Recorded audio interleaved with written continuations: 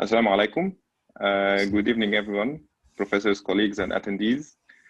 I would like to welcome you to the weekly Friday scientific meeting held by the Alexandria University Orthopedic Department, headed by our chief, Professor Dr. Adel Rifat, to whom I owe a big thank you for giving me the chance to moderate this session. I would like to thank our organizers and sponsors as well for dedication and punctuality. Today we'll be discussing a subject that I'm personally passionate about, which is the shoulder. I'm glad to announce my friend and colleague, Dr. Karim El Sharkawy, in the Pediatric Orthopedics Unit. And today he will be discussing MRI of the shoulder. We'll be receiving your questions by text in the question and answer section, and we'll address them at the end of the session. My colleague Muhammad Atif will show you where to put your questions. So let's begin. On to you, Karim. Good evening, my dear professors and colleagues. I'm very honored to be participating in the scientific meeting of the orthopedic department, to whom I owe a lot. And I owe Dr. Hussein and Dr. Muhammad a lot, as they helped me with my thesis at the Pediatric and Deformity Unit. I'm going to give a brief hint about how to interpret the MRI of the shoulder regarding the common anatomy and the pathology. Okay, I'm going to start sharing a screen. Okay. This is an MRI of the shoulder. This is actually a normal case, and we are using it to assess the anatomy of the MRI of the shoulder. First, for the MRI, when you look at an MRI, we should have a checklist regarding what to see in every plane.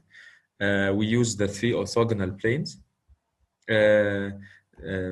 The axial, the coronal, and sagittal, and we use different image types, and we call them pulse sequences.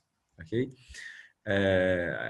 First, we use the famous spin echo sequences, which are the T1 and the T2 and the proton density. How we could differentiate them? If you are a clinician and you are in your own clinic and you have the MRI films at your hand, what do you expect to see in a T2 or a T1 weighted image? First, you see here the subcutaneous fat. The subcutaneous fat is white, so we call it hyper-intense. And this is in all, nearly all pulse sequences. We differentiate the T1 and the T2 images by the fluid. So we see any fluid-filled structure. We see any fluid-filled structure. If it's white, if it's hyper-intense, this is a T2 weighted image. If it's hypo, this is a T1 weighted image. And here, the fluid-filled structure is the joint cavity, which is here, which is this arrow. If you have no effusion, it may be difficult to differentiate. So we differentiate by the muscle. This is the subscapularis, the supraspinatus muscle, and here it's black. In the T1, it is on the T1 it is more or less grayish. So this is a T1 and this is T2. Differentiation of these sequences is important as the pathology appears in a different fashion at different pulse sequences. The most important pulse sequence in musculoskeletal imaging is the proton density fat set. The proton density is intermediate between the T1 and the T2. And by meaning of fat set, we see here that the subcutaneous fat is suppressed. It is black. So this is allows us to have a good capture of the pathology, as any tears or so are cause edema and the fluid, so it appears clearly on this sequence. And this is the most important sequence for you as a clinician viewing the MRI or actually any musculoskeletal joint, musculoskeletal MRI procedure. Okay. These are the spin echo sequences. There is a third and less commonly used sequence, and this is the one on the this one. This is called the gradient sequence. This is not a T1 or T2. This is something called the gradient, and it is useful in assessing the cartilage. And this is the glenoid cartilage that I'm seeing, that I'm pointing at by the arm. So we use different pulse sequences. Regarding the anatomy, what how do we interpret the shoulder MRI? First we have what we call the axial Poton fat set. This is the axial Poton fat set. Okay, my sound is clear. Yes, it's clear. Yes, sir. Yes, Karim. Okay. So we start with let's start with the axial image. And the axial image, what do we see at the axial image? Okay, the axial image, we see this is the long head of the biceps tendon. We go from up and down. Okay, we go from up and down. This is the long head of the biceps tendon in the bicipital groove, and this is the lesser, and this is the greater tuberosities. Okay, we see here, this is the labrum, and actually here there's labral pathology. This is the anterior labrum. Okay, this is the posterior labrum.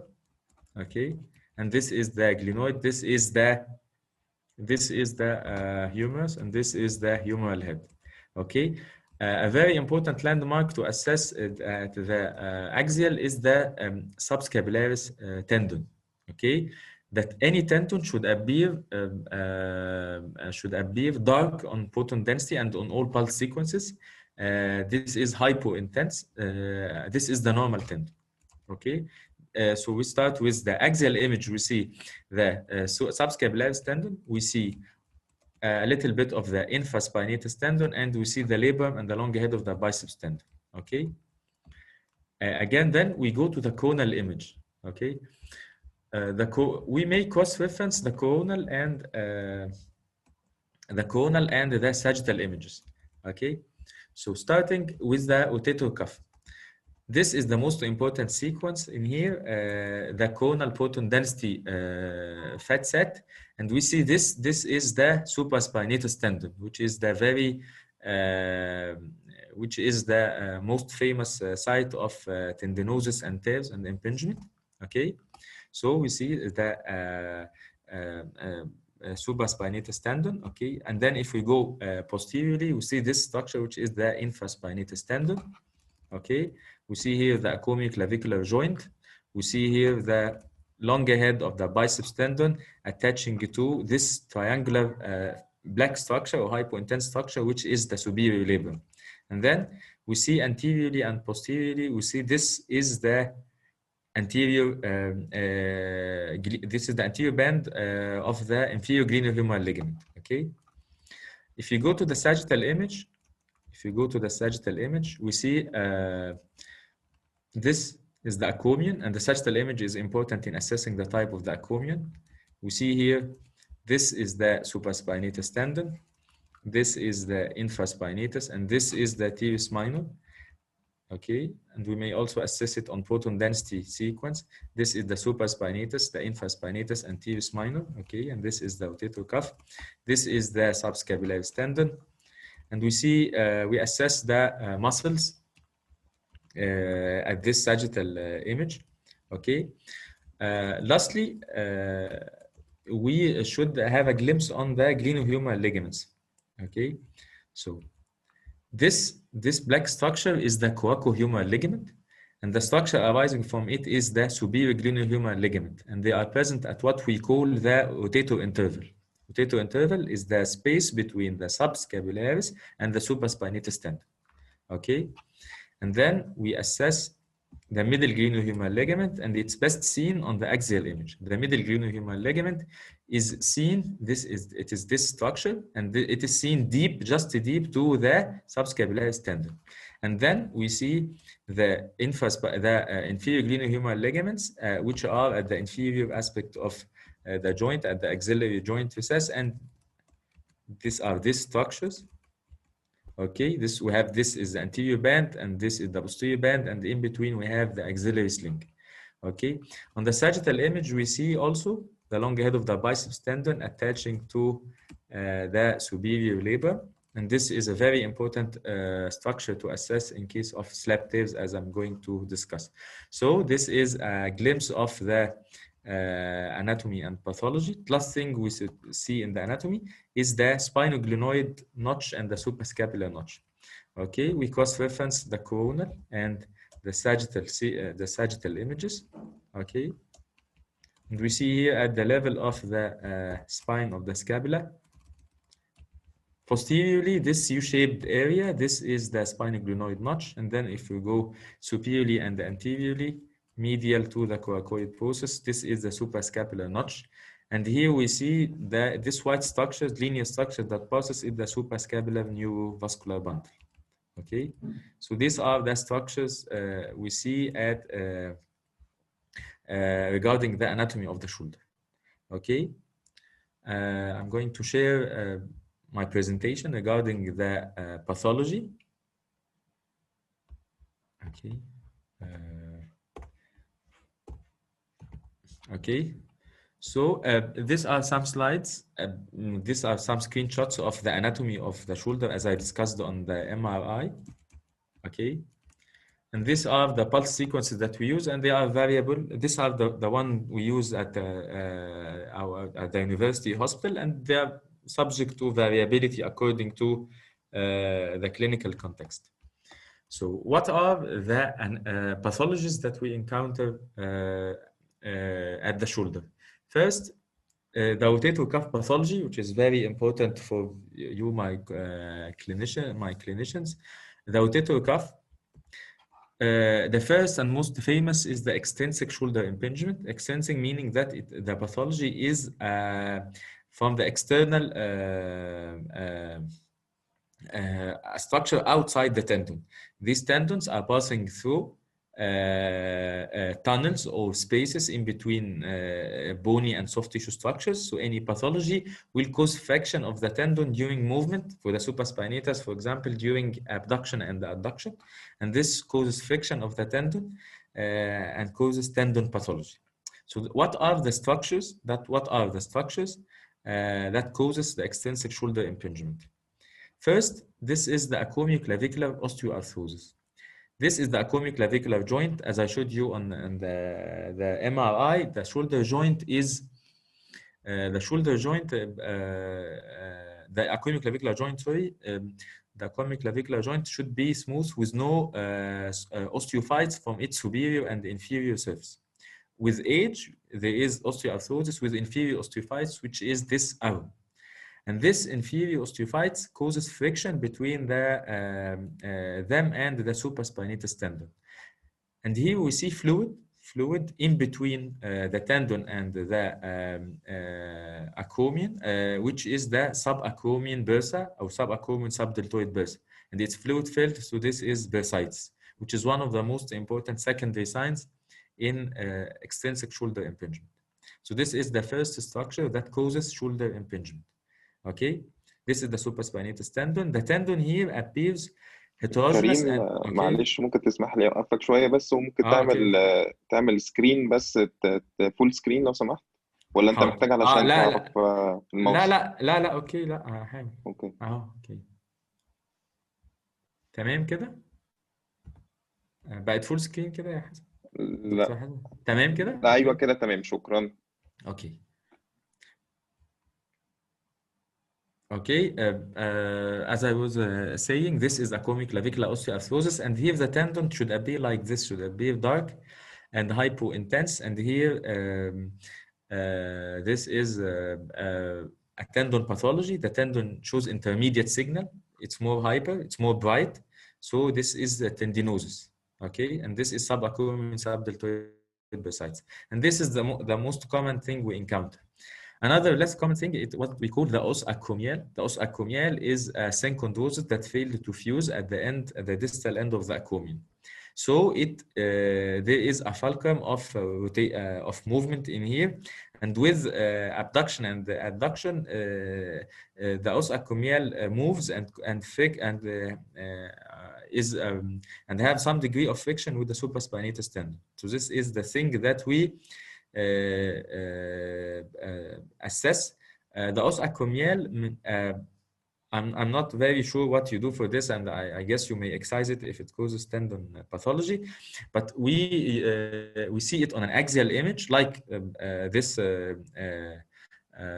X-ray, or we see it on the sagittal image at what we call the double acromioclavicular joint. We should see only one joint if we see two. So this one is the acromioclavicular joint and the other is the os acromial.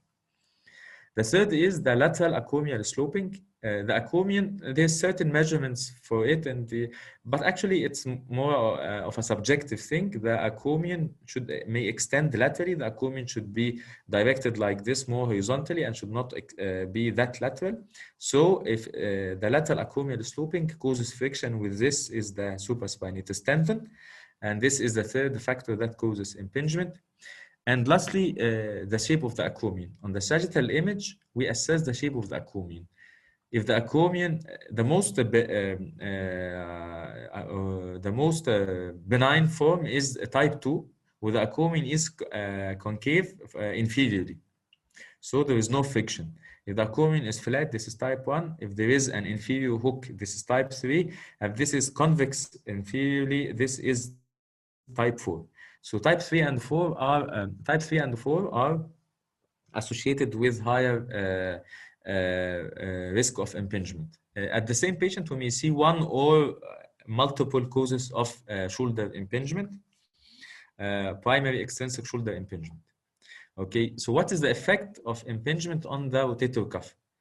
There are 3 grades of injury. First, the tendinopathy or tendinosis. The tendon here is seen thickened, and it shows, and it is hyper intense signal, but it's not hyper intense signal like the fluid. It's less.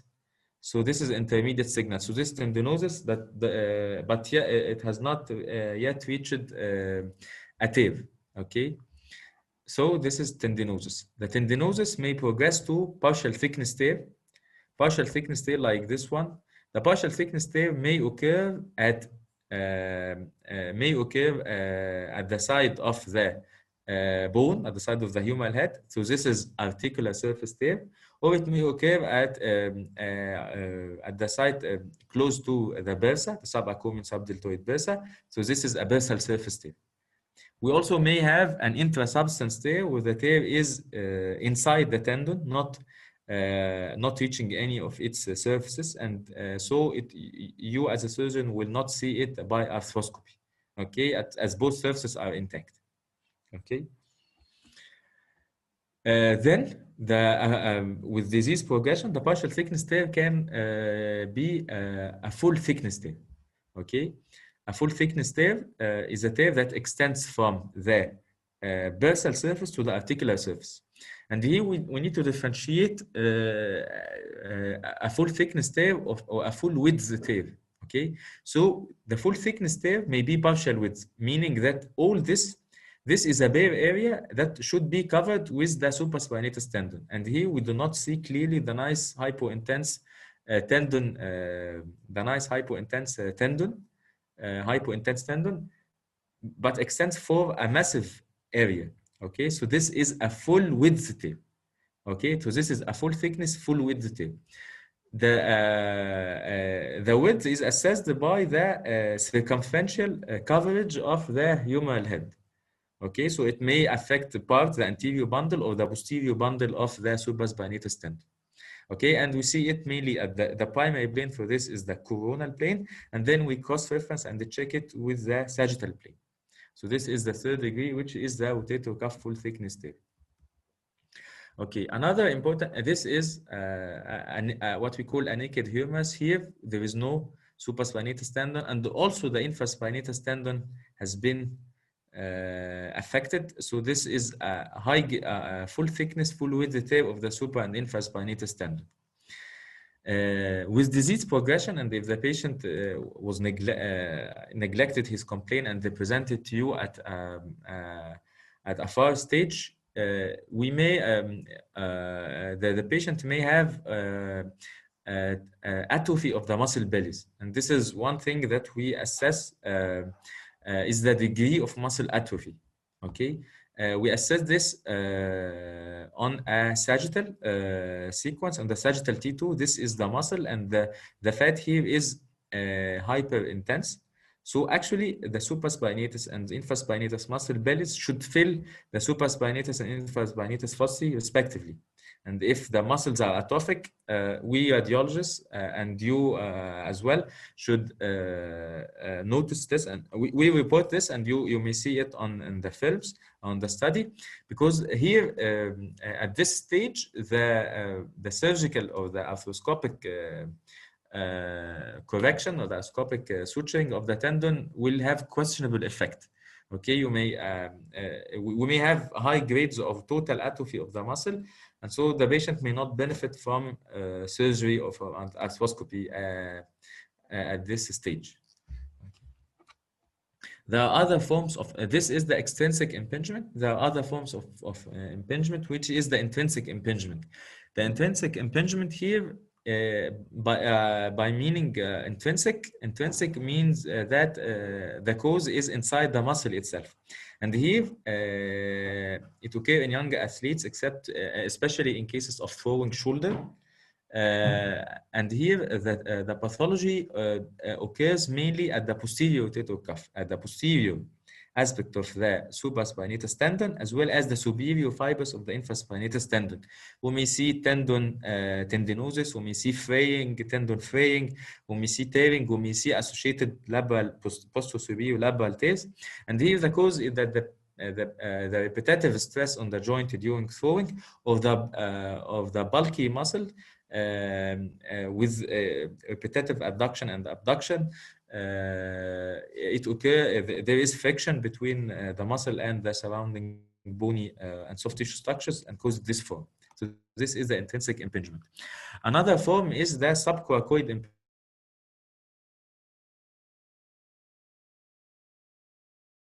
If you see here, this is the distance between the coracoid process and the humeral head should be more than 6 millimeters. So if it is less than 6 millimeters with repeated internal and external rotation of the shoulder, there would be tendinosis of the subscapularis tendon, and it may cause subscapularis tendon tears. So it is another form of shoulder impingement. Okay. The last thing we see at the rotator cuff is the rotator interval tear, and here we see a fluid signal or hyperintense signal at the rotator interval. Again, the rotator interval is the space in between the supraspinatus and the subscapularis, and here there is capsular tearing at the rotator interval. We call it rotator interval tear. Okay, the rotator interval tear. And this is something we're going to discuss shortly when assessing the biceps tendon. The rotator interval tear, we may not be able to see the tear itself, but we see other secondary signs that tell us that there is underlying rotator interval tear. The most important of which is the subluxation or dislocation of the long head of the biceps tendon. The long head of the biceps tendon, this is the humeral head and this is the bicipital groove. The long head of the biceps tendon should be situated in here inside the bicipital groove. Okay, if it is subluxed in here, there is rotator interval tear and other structures that is torn, and we are going to assess it in here. We are going to assess it shortly. These are three cross-sectional planes. This blue structure is the superior glenohumeral ligament. This is the coracohumeral ligament, sorry, and this structure is the superior glenohumeral ligament. And this diagram describes the relationship between these structures and the long head of the biceps tendon at its intra-articular portion, from lateral to medial. The superior glenohumeral ligament is superior. The superior glenohumeral ligament is deep to the long head of the biceps tendon, and then it goes medial, while the coracohumeral ligament is superficial to both of them along its whole course. Okay, so this is the effect of the subcoracoid impingement. This is subscapularis tendon here. The subscapularis tendon here is present, but it's thick and it's intermediate signal, not the nice hypointense signal. So it's here tendinosis. Here there is tearing of the subscapularis tendon. The subscapularis tendon is replaced by this heterogeneous signal, and it's ill-defined. And the thing that says that the subscapularis tendon here is torn is we see this structure. This is the long head of the biceps tendon that is subluxed due to loss of stability offered by the subscapularis tendon at the there are, as you all know, there are some fibers from the subscapularis tendon that crosses from the lesser tuberosity to the greater tuberosity, which are called the transverse humeral ligament, and when it's torn, the tendon may sublux or even dislocate. Another thing is the calcific tendinopathy.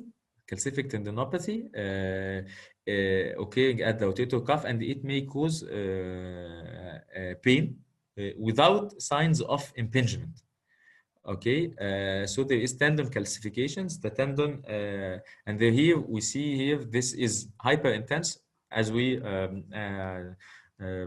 said.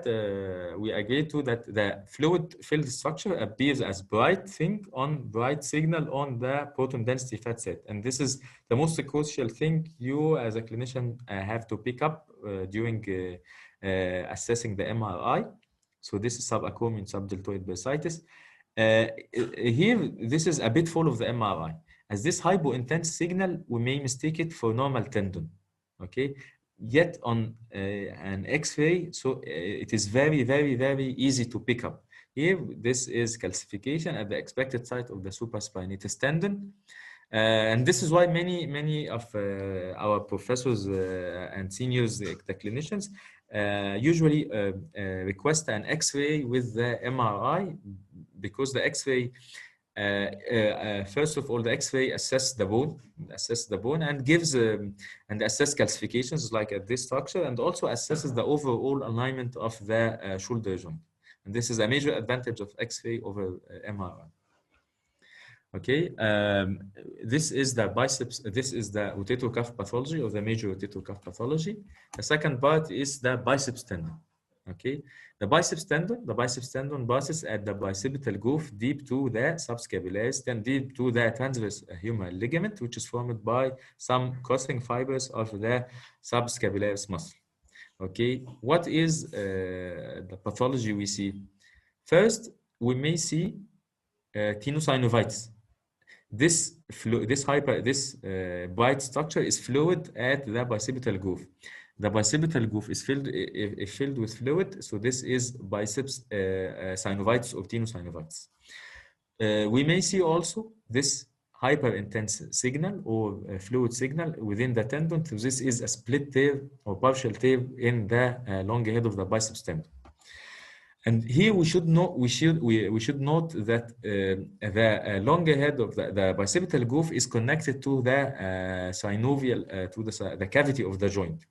So if there is any primary pathology at the shoulder joint that causes massive amount of effusion, it may decompress into the bicipital groove. So we reserve the diagnosis of biceps tenosynovitis. Here, we by MRI reserve the diagnosis to the cases where we have a significant amount of fluid at the biceps at the bicipital groove without corresponding significant amount of joint effusion. And you clinicians, you may and here the clinical correlation is better, and you may easily locate the site of pain, and you are better than us. The clinical correlation here is very important. Okay, the second thing is the biceps tendinosis or tendinopathy. Just like any other tendon, the tendon may be thickened, like this one. The tendon may be thickened, heterogeneous, and hyperintense signal, yet the hyperintense not like the fluid. If it's exactly like the fluid, so this is tendon tearing. The biceps tendon, we may see it at the coronal image, or we may see it at the sagittal image. Okay, the biceps tendon may be torn. Okay, This are coronal image of the shoulder. This is a supraspinatus tendinosus, and this is subacromial subdeltoid bursitis. And here we see stumps of the tendon. This is stump of the tendon, and this is an empty bicipital groove, and this is the expected location of the tendon that should attach to the superior labrum at the biceps labral complex. These are the tendon stumps, and this is a representative figure. Okay.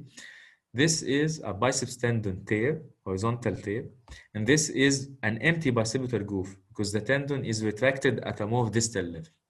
Okay, this is why on axial image we should always check the biceps tendon. We should check its presence in the bicipital groove. We should check its signal. We should check that it's not surrounded by significant amount of fluid, and we should check that it is not subluxed or dislocated. Okay. The biceps tendon dislocation or subluxation, there are many patterns for tendon dislocation or subluxation according to the structure of torn. The biceps tendon is kept in place by the superior glenohumeral ligament, the medial glenohumeral ligament, the supraspinatus and subscapularis tendon fibers. So according to what structure is torn, the tendon sublux. It may sublux medial, it may sublux lateral, according to which band of the medial glenohumeral and superior glenohumeral ligaments. It may sublux superficial to the subscapularis tendon, and here you as surgeons and arthroscopists, you may see it very easily. Our role in radiology, and our very important role, is to notify you if there is what we call the hidden lesion. The hidden lesion is that the tendon subluxes beneath an intact subscapularis tendon. So by arthroscopy, you may, at initial examination, you may not be able to assess it. Is it deep to another intact structure? So this is there are many patterns. I don't want to go into more details. There are 6 patterns of biceps tendon dislocation, either medial or lateral, either superficial to the subscapularis tendon or deep to it, according to the torn structures, as we said. So all of this, we have empty bicipital groove, only filled with fluid. Okay.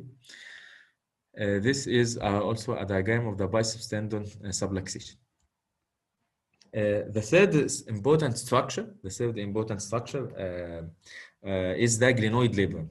Okay, we see the labrum is hard by MRI. The labrum is a tough thing, and you clinicians do a great job with the labrum because you have specific tests, specific tests, and at certain movements the patient have pain, and so you may clinically be suspicious for a labral tear. First, we should the first thing crucial to us is the history. So if we have a history of shoulder dislocation, we are extra cautious. Regarding any signal affecting the labrum. A very important thing to note is there are many normal labral variants. The most important 3 of them are listed in here. This is what we call the sublabral foramen. The labrum, we see it like a clock. This is 12 o'clock, this is 3, and this is 9, and this is 6 o'clock. This is anterior, okay? This is anterior, this is posterior, this is superior, and this is inferior. This structure is the labrum, and it's not, and here, and this is the medial glenohumeral ligament deep to the subscapularis tendon. The labrum should normally be firmly attached to the bony glenoid, but at the anterior portion it may be loose, and the space in between is called the sublabral foramen, and the sublabral foramen is from like 3 o'clock, from 9 o'clock to 12 o'clock axis. The second thing is the sublabral recess. The sublabral recess is at 12 o'clock axis. It's at exact superior labrum. Here, the differential occurs with the anterolabral tape or the Bankert lesion. Here, the differential occurs with the slab tape or the superior labrum anterior to posterior. How do we differentiate a sublabral recess from a sublabral foramen? The sublabral recess curves medially. The the slab tear occurs laterally. The sublabral recess is regular. The tear is irregular, and the sublabral recess should not exceed 3 millimeters. Okay, so this is a sublabral recess. This is a normal thing. Okay, the third thing is the buffered complex, and the buffered complex here we don't have anterior labrum, yet we have thickened middle glenohumeral ligaments. Okay, this is the middle glenohumeral ligament. One thing I forgot to say, this is the at all these images, this is the biceps tendon attaching to the superior labrum. This is the inferior glenohumeral ligament, and its anterior band and posterior bands. This is the middle glenohumeral ligament, and this is the superior glenohumeral ligament. Okay. All these structures are enhanced by the presence of joint effusion, or if we induce joint effusion, as in arthrography. I don't have much experience in arthrography myself, but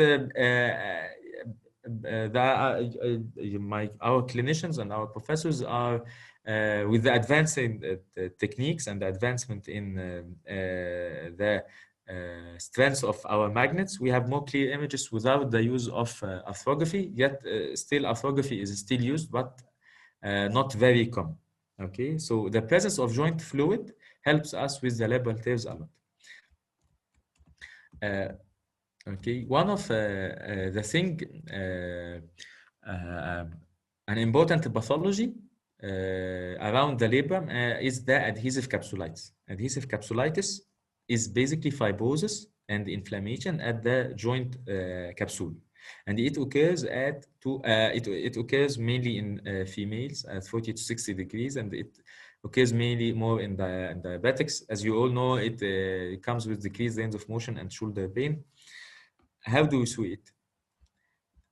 First, we see it at two sites. First, at the axillary joint recess, we see thickening of the axillary joint recess and the synovium at the axillary joint recess. Thickening and hyperintense signal. Second place and most famous is the rotator interval. We see here thickening of the coracohumeral ligament. The coracohumeral ligament, as we saw in the previous MRI, should appear as clean, thin, hypointense line. So this is a thickened coracohumeral ligament. We may see also here the fat. This is the signal of fat. The fat here is replaced by this heterogeneous signal, which is hypointense on T1 and T2 and hyperintense on proton density. So this is fibrosis. All these structures, all these changes are impressive of adhesive capsulitis. Adhesive capsulitis can occur at the axillary joint recess alone, at the rotator interval alone, or at both of them. Okay. A very important thing for you as surgeons are the labral tears. And when you send the patient for us to do MRI, you are questioning the presence of labral tears by your clinical examination, and our job is to confirm this. So we have the labral tear. The labral tear comes at two places.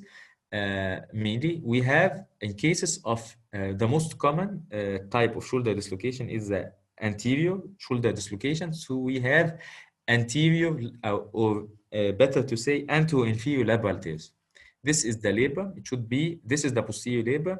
This is the anterior labrum. It should be firmly attached to the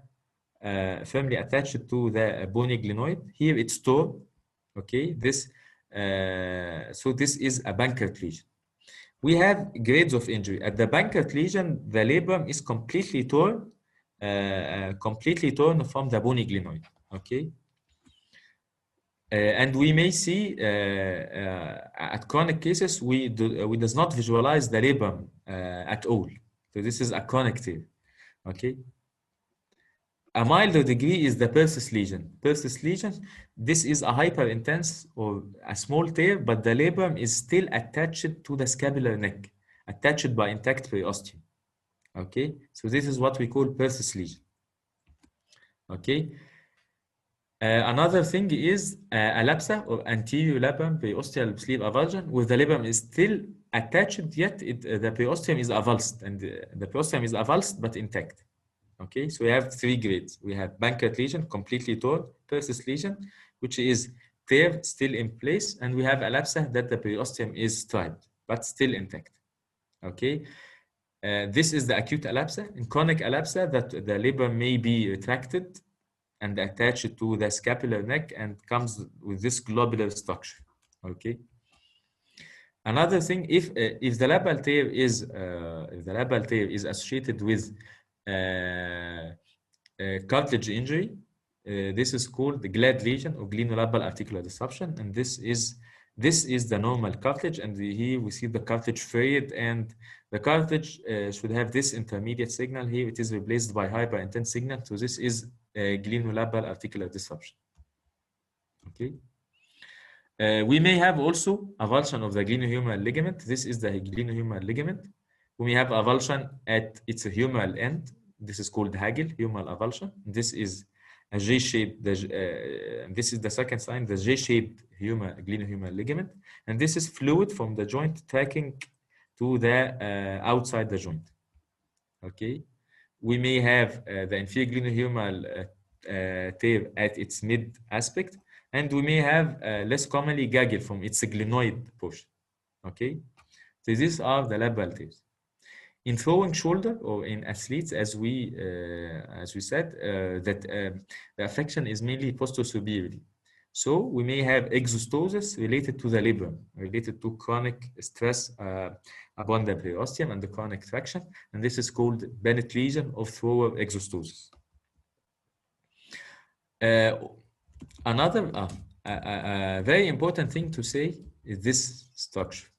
Okay, in cases of shoulder dislocation, this is the anterior labrum. There is a coup and counter-coup effect.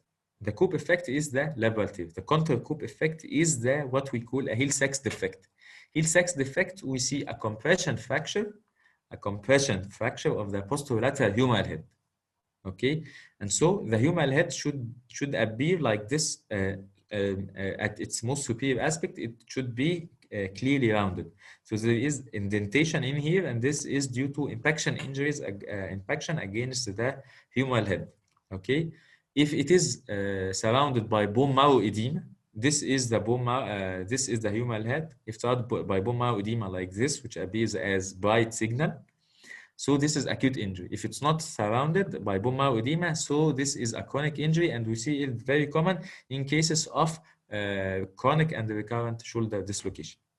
We should assess the depth of this defect, as if the defect is too deep. You surgeons, we have been told that you may have to graft it in a certain way to prevent further recurrent dislocation.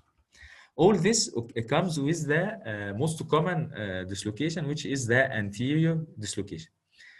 All these anterior labral tears, we have less common and very, very less common counterparts that occurs posteriorly. So the Bankert, we may have reverse Bankert lesion. For the Persis lesion, we may have an incomplete labral tear posteriorly, what we call it Kim lesion, but this is very uncommon. Okay. The second site for labral tearing is the superior labrum, and it occurs mainly in older age. The superior labrum, we have about 18 types of the superior labral tears, or what we call slap tear. The most common are four types. First is the slap type 1. Slap type 1, that the labrum, it's not actual tear, it is only degeneration. So the hyperintense signal does not reach the surface of the labrum. Slap type 2, that the hyperintense signal reaches only one surface, mainly the inferior surface. And this is very crucial to be differentiated from what we call the sublabral recess. Here, the tear extends laterally and also medially. The tear is irregular and it's very wide. So this is a tear, not a sublabral recess. Okay, this is a slap 2 tear. Slap 3 tear, where the tear reaches both superior and the inferior surfaces. Slap 4, the tear extends to, so the labrum extends to the this hyperintense signal extends into the long head of the biceps tendon, which is attached to the superior label. With the last thing we are going to discuss is the suprascapular and spinoglenoid notch cysts. Like in the knee, where the meniscal tear may be associated with meniscal tears, we may have paralabral cysts. And the paralabral cysts may occur at the suprascapular notch or spinoglenoid notch cysts. This is spinoglenoid, this is a suprascapular notch cyst. And this is the tear that caused the cyst. They may be accidentally scuppered. The clinical significance may be that they cause impingement or pain or even muscle edema and atrophy of the rotator cuff muscles according to the location. Like the parameniscal cysts, they may need to be drained arthroscopically. Okay, and this is thank you for this. And thank you for your listening, and thanks Dr. Hussein for his kind presentation of me. Thank you very much, and I'd welcome any questions. Okay. Thank you, Karim. This has been a very quite amazing presentation. Thank you. We have a question from the board here. We have a question to see, and he asked how to see the infraspinatus and teres minor tendons on the MRI. The infraspinatus and teres minor. Okay. So this is an actual case. Starting with the axial, well, the best thing for the infraspinatus and teres minor is the sagittal image. So this is the subscapularis tendon. Okay, this is the subscapularis. This is the supraspinatus. If you are giving an example, please share your screen. Okay, sorry. Okay, I'm giving an example. Okay, so this is an example of a real case of MRI. Okay, this on a sagittal image, this is the subscapularis. This is the long head of the biceps tendon. Okay, this is the supraspinatus. This is the spine. This is a supraspinatus and infraspinatus fossae. So this is the supraspinatus and infraspinatus muscles. We trace it to the myotendineal junction, and the tendon is this black structure. This is the infraspinatus tendon, and the most inferior, this is the teres minor tendon. Okay, this is the most famous thing, the most famous plane. We may assess it also at the axial image. It's not quite clear on coronal. On coronal, the most important is the supraspinatus. Okay, so this is this tendon. So this is the teres minor. Okay, and then we go superiorly. This is the infraspinatus. Okay, and the supraspinatus would be in plane, so it's not. It's hard to assess the supraspinatus on axial image. Okay, this is the subscapularis. Okay, on a coronal image. Okay, on a coronal image, this is the supraspinatus. Okay, sorry. And we go. This is the supraspinatus. We go posterior. So this is the infraspinatus, and this is the infraspinatus, and this is the teres minor. Okay.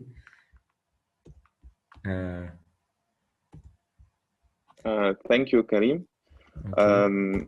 I have a question of my own. Okay.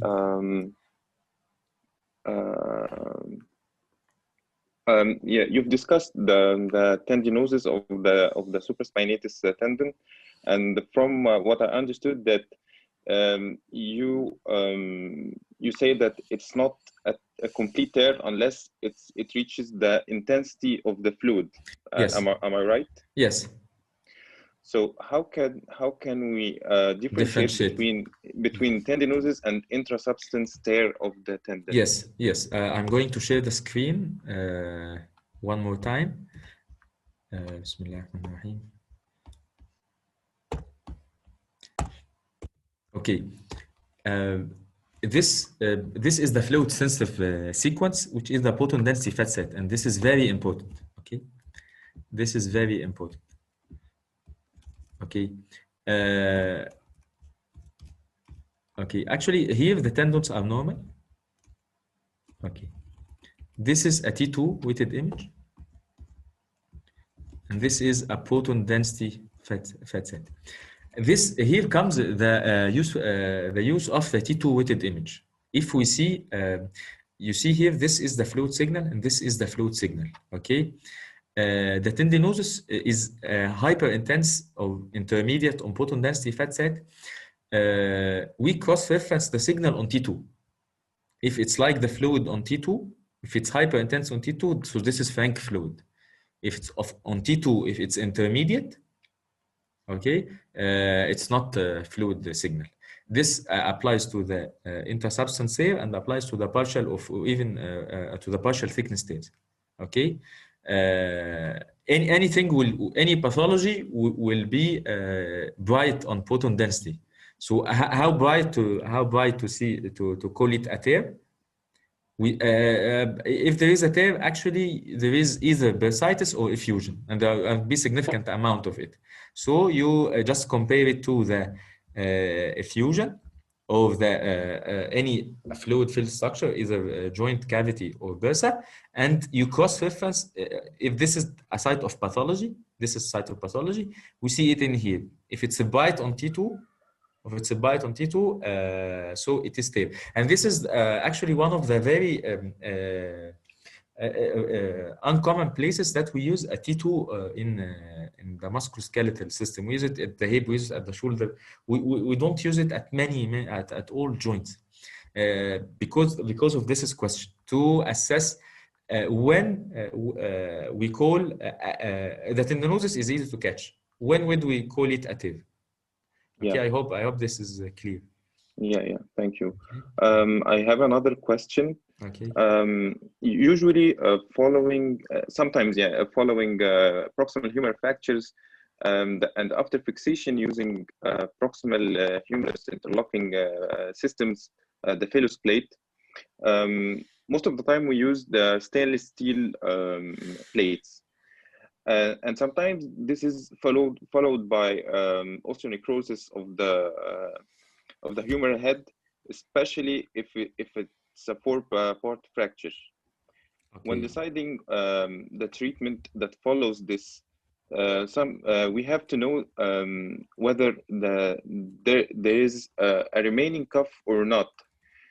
This means a lot to us because if we decide for between hemiarthroplasty and total arthroplasty, reverse total arthroplasty. So the question here is, can we do an MRI with a plate, a stainless steel plate inside the patient? Well, we can do MRI with titanium plates, so it's safe, okay? But there is artifact. With stainless steel plate, to the best that I know, we can do it, but not in an immediate post-operative. Actually, after a few months, we may use it. Okay, and we have done actually cases with stainless steel plates. But the problem is, it's very uncommon that the plate will dislocate or sublux, but it may cause some heating effect. The plate, so after few months, it's more or less, it's not very dangerous to the plate. And actually, the problem is, there is another problem, is that any metal, even the stainless steel that is more safe, it will cause artifact. Okay. We have some modifications to the MRI regarding the during imagery acquisition. We may have some changes in the protocol and in the physics of the machine and certain sequences that are more liable to that are less liable to artifact, and we may be able to assess the tendons. So it will be on basis by basis. And this is I'm sharing the screen. This is what we call the gradient sequence. This one. The gradient sequence is less liable to artifact. So this is this is not the best sequence to assess tendon pathology, but you can see clearly that there's an intact tendon. Okay, Okay. so we may use this gradient image, and this is very, very I mean, this is very, very important. It's less susceptible to it produces a lateral artifact, and also we may use an open machine. Okay, actually, we an open magnet. It's the strength of the magnet would be less, so the artifact would be less. Another thing that you can use if you want to assess is the ultrasound.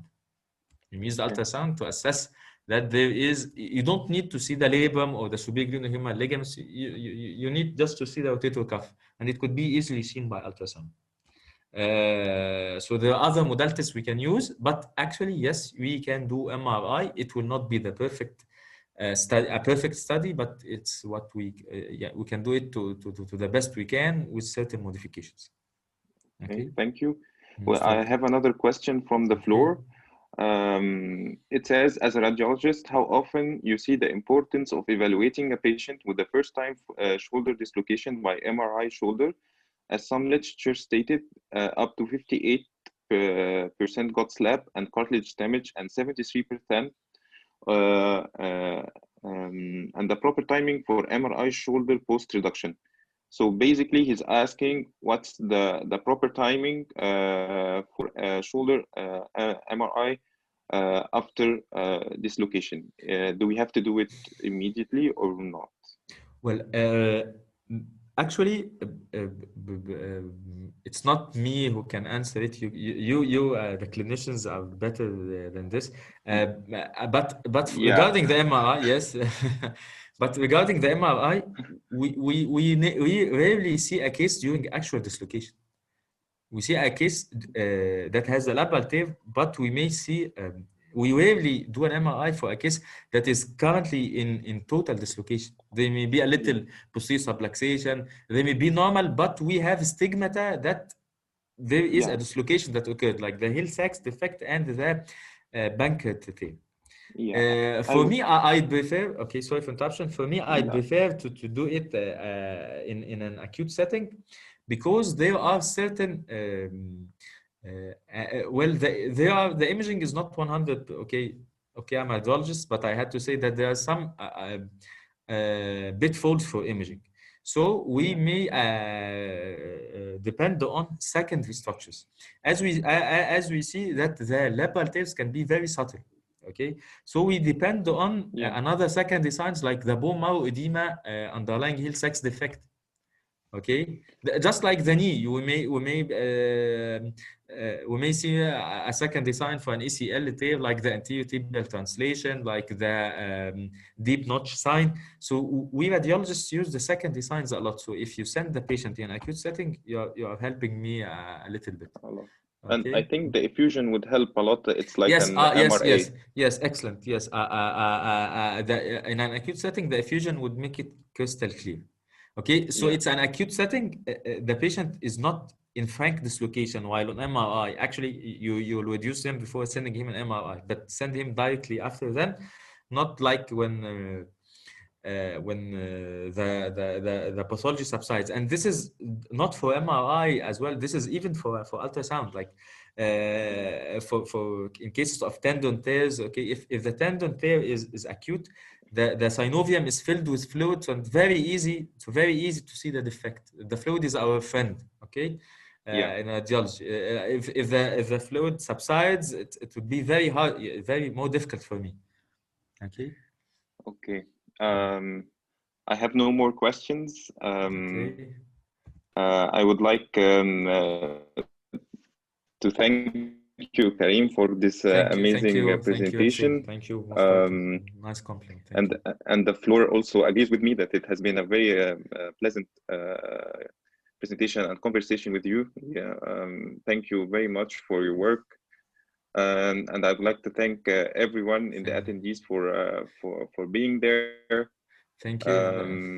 And thank you, Hussein. Thank Dr. Adel Refat.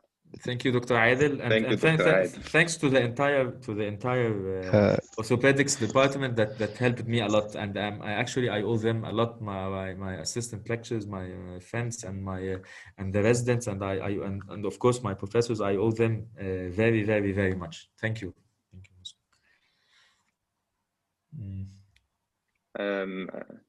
Thank you, Dr. Adil Rifat. Would you like to Thank say you, anything Hussein. before concluding this meeting? I'm very happy with your moderation and Dr. Karim presentation. Thank you, Prof. Yeah, it's amazing. I think we should have you again more. Thank you. Most welcome. Thank you. It's my honor. And thank you very much, Hussein. Thank you very much. Thank you. Thank you all. It's been a pleasure being here, and I would like to conclude this session. Thank you. Thank you.